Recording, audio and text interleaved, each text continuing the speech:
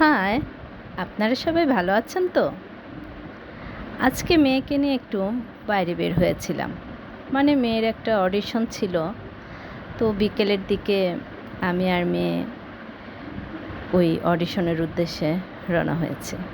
তো একটা গাড়িতে করে যাচ্ছি, তো হঠাৎ যেই পথ দিয়ে মানে গাড়িটা যায়, মানে আমরা যেখানে যাব সেগুনবাগিচার উদ্দেশ্যে, সেখানে একটু ঘুরে ফিরে যাচ্ছে।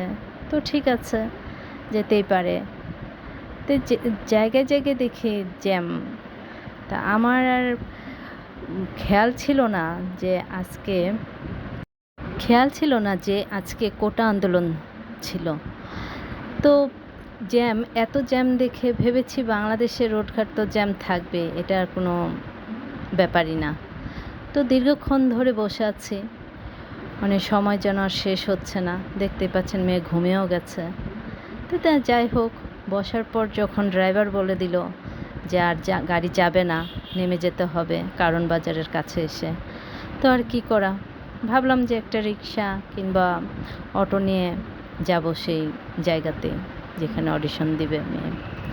তো রিক্সা তো দূরের কথা, অটো তো কোনো বাস টাস কিছুই যেতে দেবে না, সব আটকে রেখেছে। তো আমরা হেঁটে কিছুক্ষণ একটু কি আর করব, ছবি তুললাম, একটু ভিডিওস করলাম। করার পর আবার মা মেয়ে সেই জায়গার উদ্দেশ্যে রওনা দিলাম। হাঁটছি আর হাঁটছি, হাঁটা তো আর মানে পথ যেন আর ফুরোচ্ছে না, যেতেই যাচ্ছি। এখন দেখা গেছে যে যেখানে যাব সেখানে মানে এতটাই দূর কারণ বাজার থেকে। তো ভেবেছি যে একটা রিক্সা কিংবা অটো নেব, সেখানে তো মানে কিছুই পাচ্ছি না। দেখি জায়গায় জায়গায় কোটা আন্দোলনের জন্য মিছিল মিটিং দিয়ে ভরে আছে।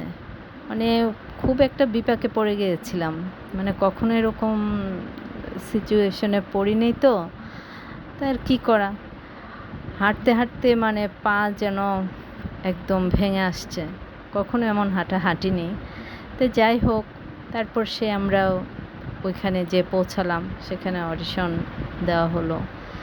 দেওয়ার পরে এখন চিন্তা করছি যে সব কাজ তো মোটামুটি কমপ্লিট হলোই, কিন্তু বাসায় আসবো কী করে, সব রোডঘাট তো বন্ধ। তো যে কাজ, হঠাৎ মনে পড়লো যে মেট্রোতে আসা যাবে। তো মেট্রোতে আসার উদ্দেশ্যে লাইন ধরে দাঁড়িয়ে আছি, দেখতেই পাচ্ছেন। সেখানেও দেখি যে ভিড়, এত লোকজনের ভিড়, এই তো মানে আমি কমই একটু ভিডিও করেছি, প্রচুর ভিড় ছিল। ভেবেছি যে আজকে হয়তো আর বাসায় ফেরা হবে না, আর ফিরলেও রাত 12টা-1টা বেজে যাবে। তো যাই হোক, কোনো রকম টিকিটটা কাটলাম। কাটার পরে মানে আমি যখন মেট্রোর জন্য উপরে উঠে আসছি, ওই মুহূর্তে দেখি প্রথম ট্রেনটা মিস হয়ে গেছে। আবার সেই একই ওয়েট করছে, আবার 5-10 মিনিটের মতো, আবার ট্রেন আসবে, তারপরে উঠব। তো আবার ভাবলাম যে আজকে যেহেতু এত ভিড় জ্যামজট, নিশ্চয়ই ট্রেনও তাই থাকবে। তো দেখি যে না, অতটা মানে প্রথমত ওরকমভাবে ভিড় ছিল না। তা আমরা যে সিট পেয়েছি বসে পড়েছি। তো যাই হোক, এভাবে আর কি আজকের জার্নিটা ছিল, তাই আপনাদের সাথে শেয়ার করলাম। জানি না এই হাঁটার ফল কী স্বরূপ কী হবে, হাত পা ব্যথা হবে না জ্বর আসবে, সেটা ঠিক বলতে পারছি না।